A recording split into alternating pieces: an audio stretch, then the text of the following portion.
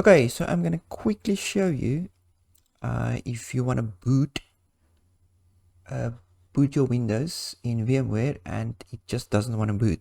So let's just quickly boot this Windows 10 ISO.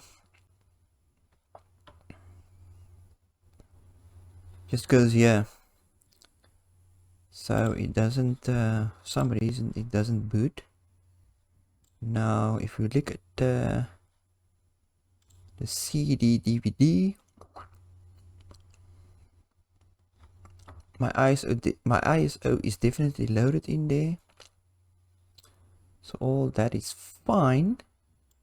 But there's another problem, and that is you have to go to options and then advanced and then set it to BIOS for some reason, and that is a UEFI compatible ISO. I ran it like that, so I'm not sure what the problem is, but just if you set it to BIOS, say okay and then run it now,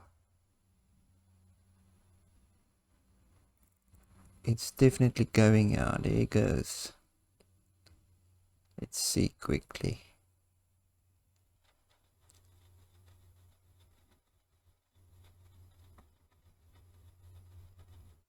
Go on then, slow.